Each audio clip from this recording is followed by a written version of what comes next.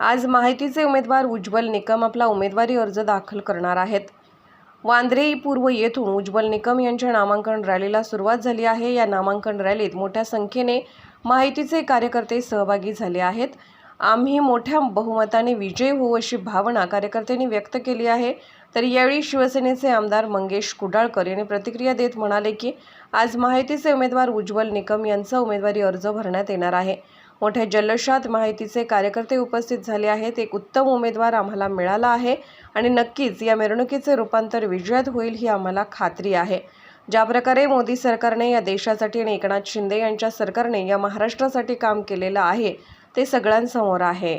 उत्स्फूर्तपणे कार्यकर्त्यांच्या जोशात वाजत गाजत आज उज्ज्वल निकम साहेबांचा उमेदवारी अर्ज भरायला आम्ही चाललेलो आहोत। या वातावरणातूनच एक गोष्ट स्पष्ट आहे की प्रचंड समर्थन हे ठिकठिकाणी उमेदवारांना आमच्या कार्यकर्त्यांना प्रचाराच्या काळात मिळतं आहे आणि त्यातूनच हा कॉन्फिडन्स कार्यकर्त्यांमध्ये आपल्याला पाहायला मिळतो।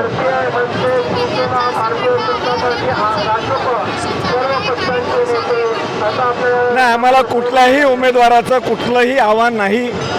आम्हाला Bharatiya Janata Party, Shivsena, Republican Party of India, Rashtravadi Congress, Rashtriya Samaj party, Jogendra Kawade साहेब आमचे जेवढे घटक पक्ष आहेत, आमची ताकद, आमचा मतदार आम्हाला खाली उतरवायचा आहे ते आम्ही चोखपणे करू आणि विजय निश्चित होईल।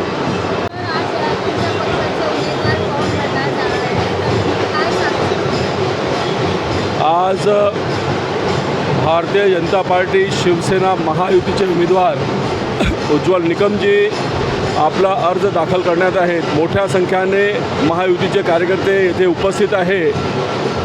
शुभ संकेत आहे आणि मोठ्या फरकेने आम्ही विजय प्राप्त करू।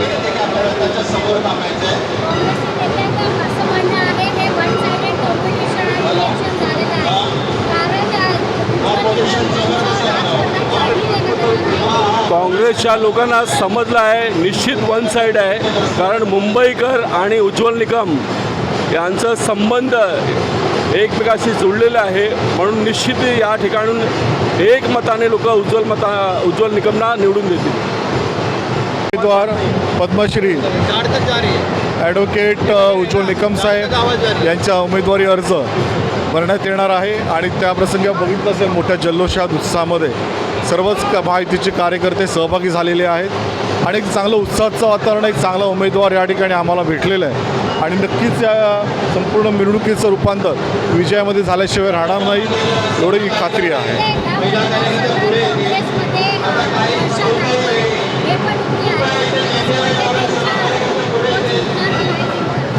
कोणी उमेदवार असला तरीसुद्धा आमचं पारडं नक्कीच जड आहे आणि ज्या प्रकारे मोदी सरकारने देशासाठी आणि शिंदे सरकारने महाराष्ट्रासाठी जे काही काम केलेलं आहे सगळ्यांसमोर आहे। सर्व जाती धर्मासाठी काम केलेलं आहे आणि सर्व घटक ह्याच्यामध्ये इन्व्हॉल्व आहे। त्या सगळ्यांसाठी काम केलेलं असल्यामुळे नक्कीच आमचं पारडं जड आहे या ठिकाणी।